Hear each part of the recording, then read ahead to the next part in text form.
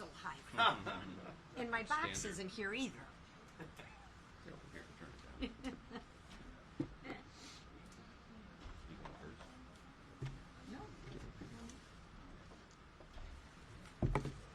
All right. Well, good morning, everybody. I hope you all had a happy Thanksgiving and got to spend some time with friends and family. Before I begin, though, I need to acknowledge the tragedy that struck Washington just before Thanksgiving. Our National Guard was attacked on American streets, and so was our nation's generosity, compassion, and sense of security. It was wrong. It will always be wrong. So please join me in praying for the families, first responders, and every guardsman still in our capital today. Now, to the work before us in the House. Millions of Americans just returned from Thanksgiving on a holiday where they watched get more expensive every year under Joe Biden.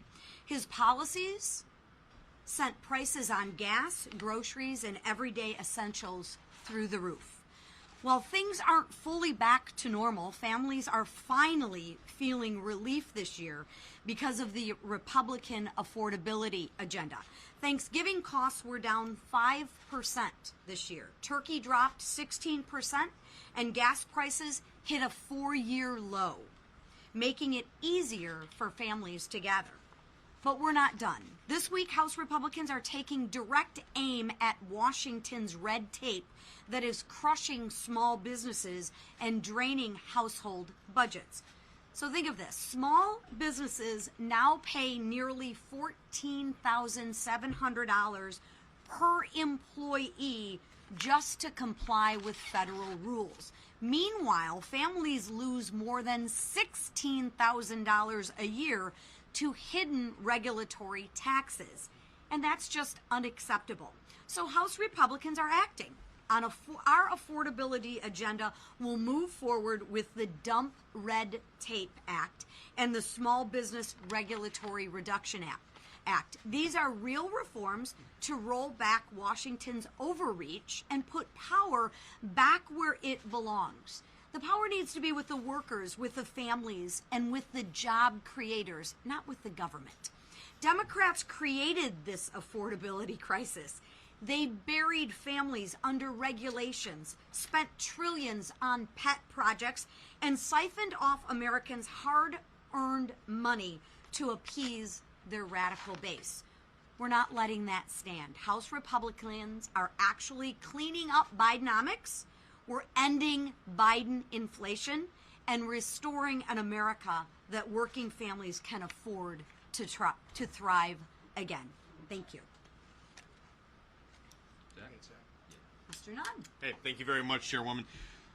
This week we're going to be running some very important legislation, particularly dealing with the Communist Party of China. I'm so thankful for our leadership team standing up to this. And let me tell you a little bit about what's happening in the heart of the heartland, right here in Iowa.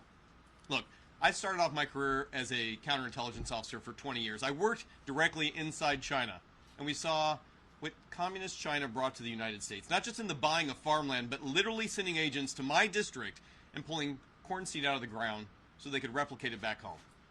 But now they're not just growing or coming after what we grow in our fields, they're coming after what we grow in our classrooms. Most recently, a group from Des Moines Public Schools was taken on an all-expense-paid trip to be inside China. But the Chinese weren't there under the facade of friendship. They were there to collect information, to exploit, and to manipulate.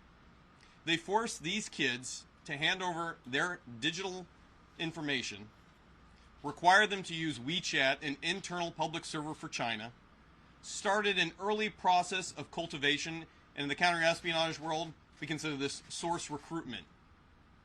Consistently, I've had parents across Iowa say, how is this allowed to happen? And the simple truth is, there's no law preventing it. The Chinese government is creating a series of shell organizations to recruit kids to come to China and then exploit them the moment they set down in soil inside Beijing. This has to stop. And I'm so proud of this team for helping us stand up to what the Politburo in Beijing is trying to do to kids in Des Moines, Iowa, and across our country.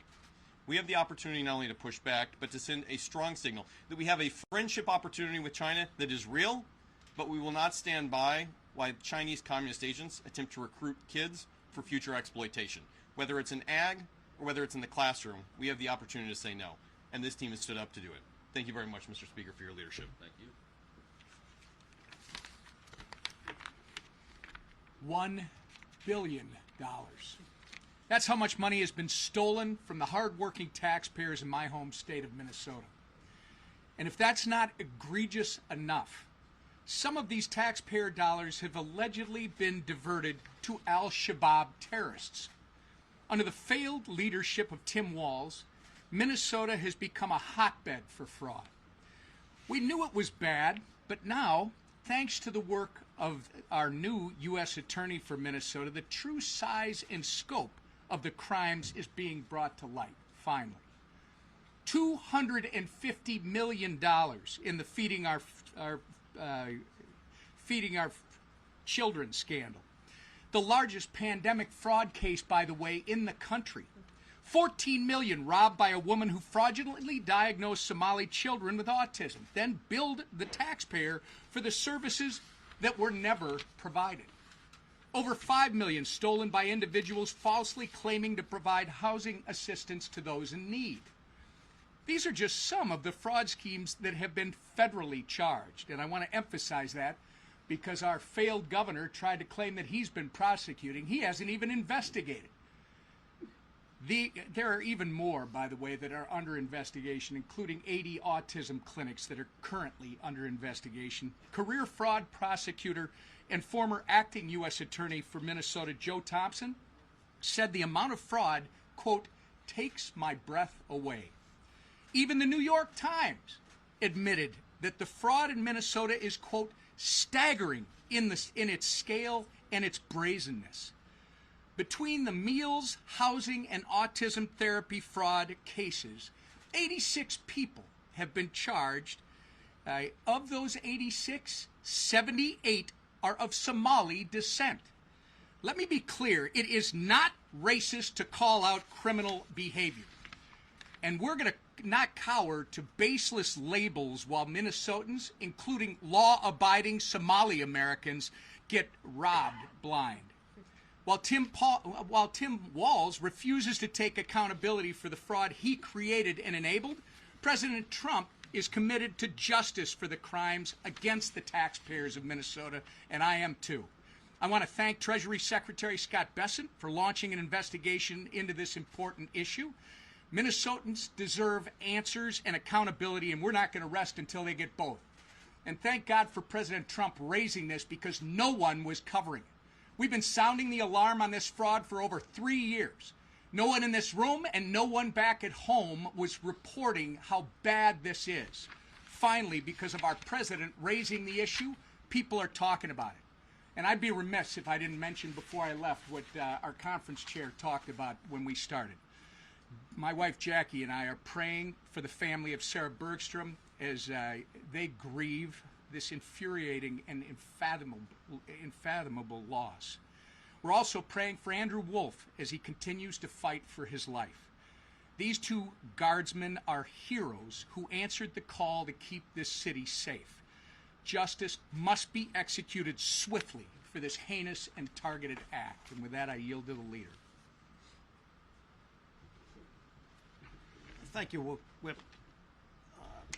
Our country was shocked the day before Thanksgiving to see just a senseless, violent act of this tragedy attack on our National Guardsmen here in D.C., the West Virginia National Guardsmen that were both attacked for just doing their jobs and keeping D.C. safe. I, too, want to extend my prayers and sympathy to Sarah Beckstrom's family for the horrible loss of her life and just senseless loss of life for such a young girl with great promise. And then, of course, Andrew Wolf, who is still at the hospital fighting for his life from the gunshot wounds that he suffered. And we keep him in our prayers, his family as well, and pray that he is able to recover and come back. And I know the people of West Virginia share that. The people of America share those prayers. This week we have a number of bills we're bringing to the floor to continue to address some of the problems that were created by the Biden administration that drove up inflation, that drove up higher costs. We saw so many ridiculous rules and regulations that added cost to the products we buy, our small businesses that were under attack. And so this week we're bringing a number of bills to reduce those regulatory attacks on small businesses. Giving small businesses relief also gives families relief in terms of lower costs. We're going to bring more bills that came out of the Education Committee to take on what is happening in our universities and our schools, where the Chinese Communist Party tries to move Confucius Institutes into our schools, teaching our children, trying to put communist ideas into our children in our schools. And so we're going to continue to have more transparency and prohibit that kind of money coming in from China to our schools. We're bringing the SCORE Act to give some structure. Over the years, you've seen lawsuits erode the ability for the NCAA to even police college athletics, to the point where now it's the wild, wild west. There are no rules in place, no structure. You have people that can play until they're 26 years old in college athletics. You don't have any protections for a lot of the student athletes. And so we first restore the ability for policing through the NCAA. Congress won't be doing the regulations. It will be the NCAA having the ability to police college athletics again. We also protect women's sports. We protect Olympic sports by ensuring that you have an equal number of women's sports to men's sports, that you have a minimum number of sports, so that a lot of the Olympic sports that are so important to our country, as we see the Olympics coming up here again. In many cases, our Olympians come from the college ranks, and so we protect that too. And again, just putting structure in place for what is right now wild, wild west atmosphere. And we're going to continue to work on healthcare proposals to ensure that families have choices and lower premiums. That's what Republicans care about. Democrats have never cared about that since they passed the Affordable Care Act and all the broken promises and lies that went with it. If you like what you have, you can keep it. Probably the most broken promise in all of politics, where millions of families lost the good health care plans that they liked because of the Affordable Care Act. And of course, there's nothing affordable about the Affordable Care Act. All we've seen is increased cost, 80% premium increases.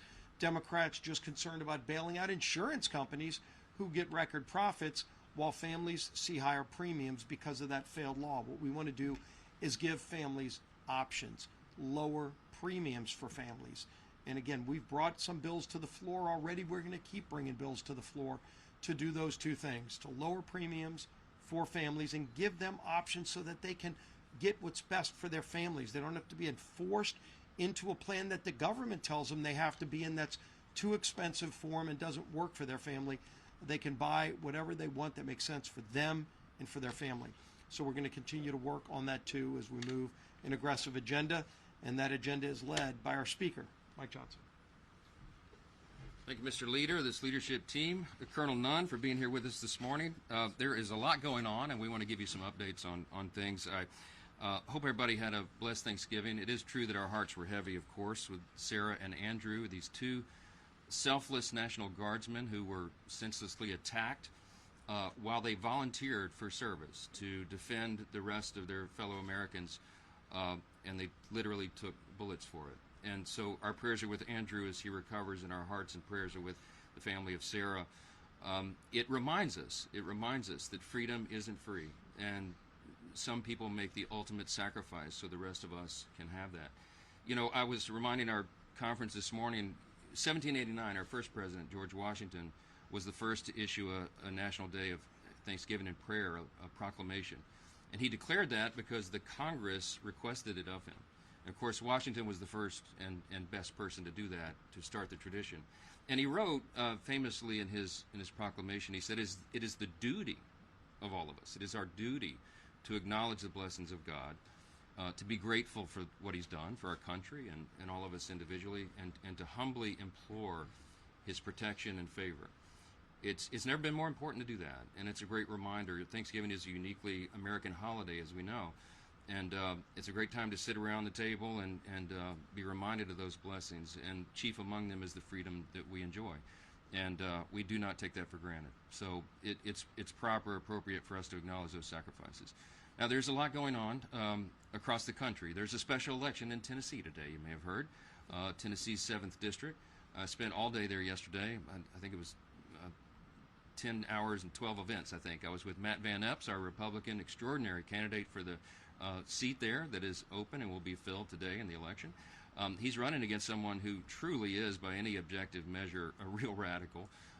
She famously said that she hates Nashville, which is the largest city in the district, which is kind of an interesting campaign strategy, and hates country music. You know, it's Tennessee. So Matt Van Epps is an extraordinary candidate by contrast. He is a lieutenant colonel in the Tennessee Army National Guard. He's a combat veteran. He flew combat missions, deployed 8 times over to the Middle East, and dodged missiles and bullets for his country. He worked in Tennessee state government and is a highly capable, competent, calm, common sense conservative. He's exactly what that district needs. We're excited for him, devoted husband and father, America First patriot. So hey, if you're in Tennessee's 7th District, Nashville, and 14 counties, go vote today. It matters. Special elections are strange animals, and anything can happen. And when you're in a deep red district, sometimes people assume that the Republican, the conservative, will win, and you cannot assume that because anything can happen. So we encourage everybody to go out there and make that happen. The people are fired up. I was there and really enjoyed the energy there. We're going to see that across the country next week as we go into this very important midterm election next year. I mean, and all the weeks ahead. And as we go into that election, remembering, again, how important all of this is. And as we put some posters up here to remind you and remind all of ourselves what an extraordinary run we've had in the 119th Congress. Now, in spite of the fact that we had razor-thin majority, I mean, it many times, as you know, 1 or 2 vote margin, we still have had one of the most consequential Congresses in the great history of this extraordinary nation. And you know, if you look at what has been accomplished for the first 10 months of this term, this year, the 119th Congress, this new administration, you can stack that up against any Congress in history. I think it's probably in the top 5 in terms of marquee landmark achievements. And, you know, part of our, both a blessing and a curse is we did so much of it in the One Big Beautiful Bill, the Working Families Tax Cut. There's so much to talk about. It's as if it just got brushed aside. But the component pieces of that is some of the most nation-shaping, productive, pro-growth policies that have ever occurred to help all Americans. And we look forward to all the provisions of that bill being implemented beginning really in earnest in the first part of the year. And so the first quarter, second quarter will be a very different scenario. But we're excited to go through that. We can't fix everything overnight. And the Biden-Harris administration, as we said so many times, in 4 years really destroyed almost every metric of public policy. Don't go flip a switch to do that. It takes some time. And we've been working earnestly and around the clock to do that, to work on solutions, to solve all those problems, and to make government more efficient and effective and responsive.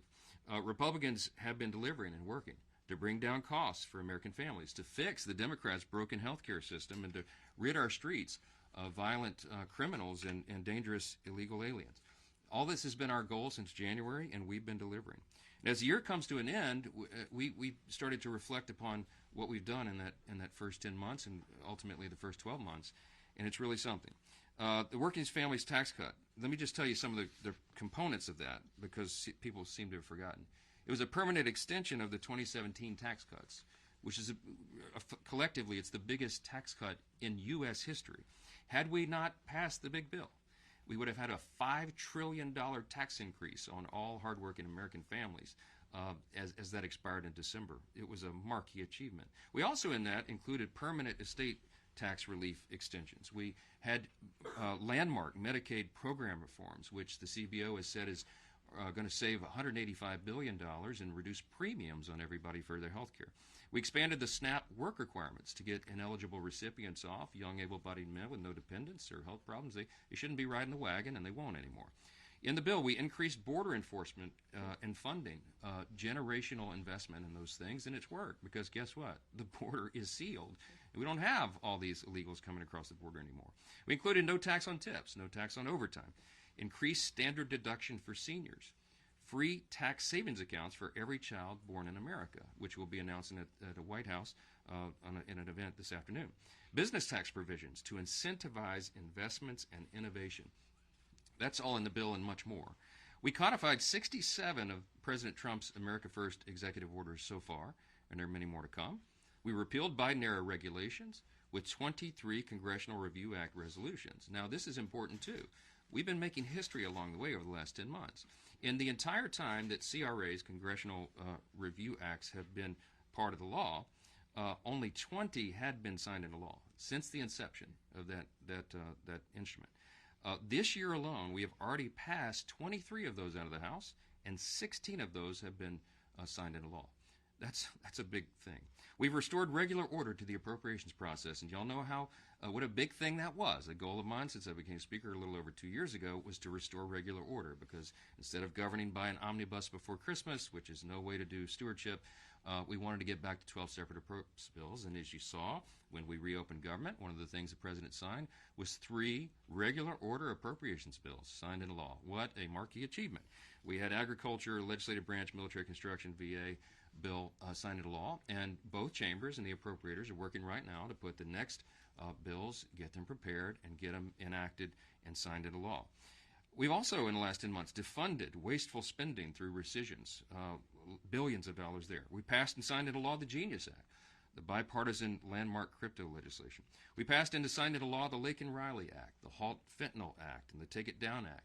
And the House has passed the SAVE Act, the Illegitimate Court Counter Action Act, Protecting American Energy Production Act, the Protection of Women and Girls in Sports Act, Fix Our Forest Act, the Ticket Act, Unlocking Our Domestic LNG Potential Act, American Entrepreneurs First Act, Stop Illegal Entry Act, Made in America Defense Act. I could go on and on and on. Remember, these are just the top lines. The House has passed 331 pieces of legislation this year that will directly improve the quality of life for millions of American families. And that's a lot to be thankful for. By the way, just this week, as was mentioned earlier, President Trump is signing into law the IRS Math and Taxpayer Help Act. It received little fanfare in the media, but it's a bill that will provide taxpayers fairer treatment when corresponding with the IRS regarding tax returns, and that's a big thing as we go into tax season in the first quarter.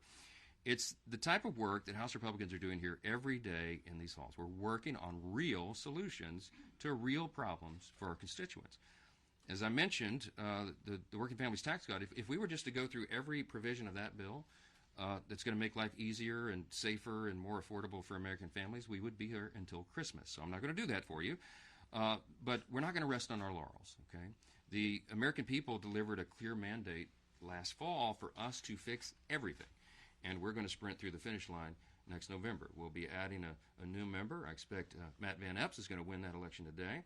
And we will bring our freshman class of Republicans up to the number of 36, adding another vote to that margin every single day, and we'll keep working.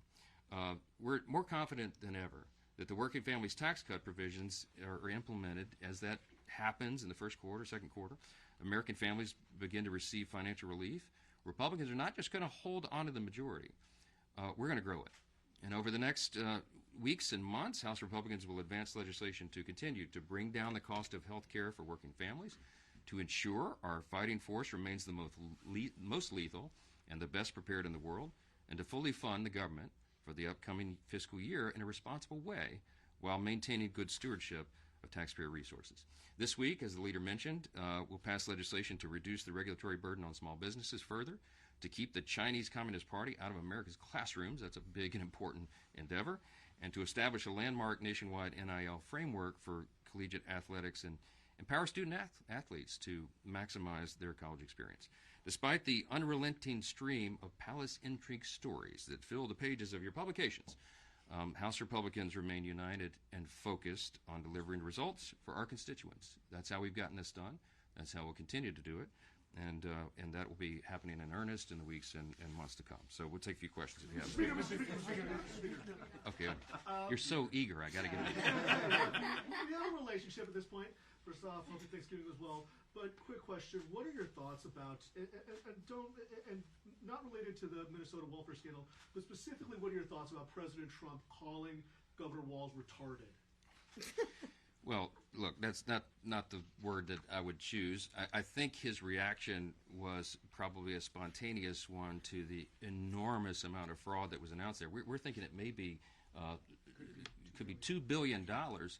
Congressman Emmer, of course, represents that state, and it is an outrage. And we're told that this was funding terrorist organizations in Somalia, and so it's a lot to look into. I mean, all of us, when we heard the news, we reacted in different ways, and you know, that's not the word I would choose, but I think everybody understands how absurd and crazy that is, and how Congress has an immediate obligation to look into it, and the administration is as well, and we're going to get down to the bottom of that. Governor Walz appears to have a lot to answer for, so it was a really stupid thing. Thank you so much, Mr. Speaker. You talked a lot about your accomplishments, and one you didn't mention is the SAVE Act, which the House has passed twice. It's still awaiting action in the Senate for some reason. But many are still asking when an in-person, same-day, hand-counted paper ballot measure will be passed, and will that be done in time for the 2026 election? Yeah, I've been asking that myself. I think that would be a really important measure to eliminate you know, fraud in elections. And there is some element of fraud in every election. We all know that. And we have a duty as lawmakers to prevent as much of that as is humanly possible. The SAVE Act has been a big priority of ours. I think I did mention it in the list, but it was so long. I certainly intended to. It's an important measure, and we would certainly love to get that signed into law. We need a little help in the Senate, of course, to do that. We don't have control over all elections. The states in our system, as you know, have a lot of responsibility over that, and that is federalism. We support that. The states have that in their jurisdiction of authority. We don't want to federalize all elections because that could open up a whole other can of worms. But with regard to federal elections, at least, you know, elections for Congress and Senate, we do have some say. And so the SAVE Act would be an effort to ensure that we eliminate as much fraud as possible. I've obviously been a big champion. I was a co-author of it before I became Speaker. We've been working on this, and we'll continue to try to get it done. So it's a big priority. Yes, Mr. Speaker, yes, Speaker, yes, ma'am. Speaker. Yes, ma'am. Yes. Thank you, Mr. Speaker. Elise Stefanik wrote on social media this morning that you are protecting the deep state by not including a provision in the Intelligence Authorization Act. What's your reaction to this claim, and why is House Republican leadership not united on this? Well, all of that is false.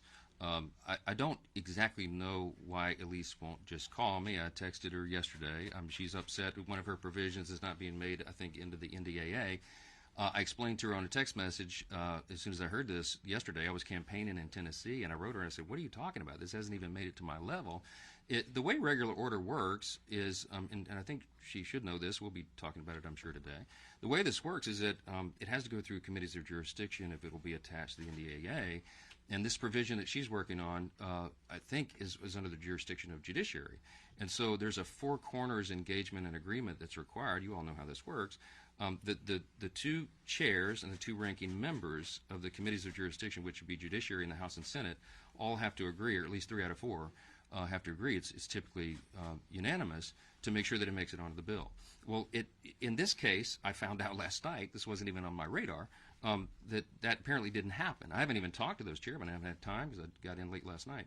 But apparently those four, the two chairs and the two rankers in both chambers did not agree, and so that provision was dropped out of the NDAA. It doesn't mean it can't become law or even that is a final decision.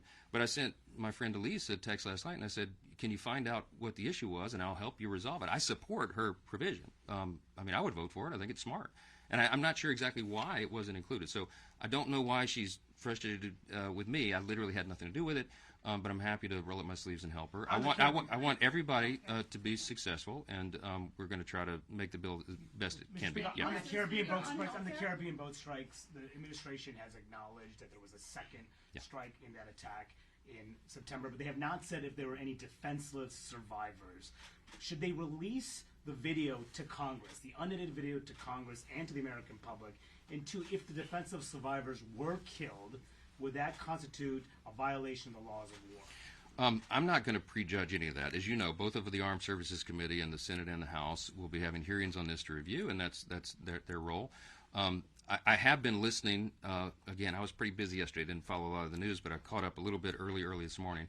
That my assessment of this, my understanding is that most of the people that have looked at this, at least in a preliminary review, say that the admiral who ordered the second strike thought it was necessary to complete the mission.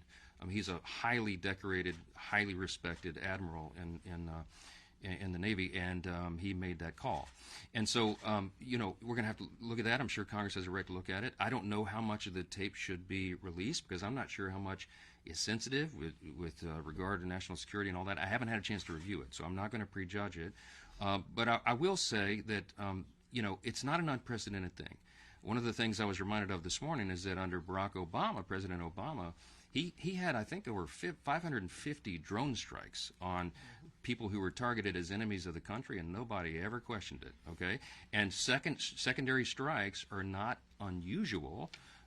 It has to happen if a mission is going to be completed. So I haven't reviewed the scope of the mission. I haven't reviewed that particular strike. I don't know what went into the Admiral's decision matrix. But it's something that Congress will look at, and we'll do that in the regular process and order. I think it's very important for everybody to reserve judgment and not leap to conclusions until you have all the facts, and that's what we'll be uncovering. Yes. Secretary Hager testify. Thank you, Mr. Speaker. The first note's a little bit self-serving. It's Giving Tuesday, and so just asking everyone to consider perhaps public television among the many worthy charities. Louisiana Public Television, one of the best. Yes, there's a plea to give to public television for Giving Tuesday. Okay.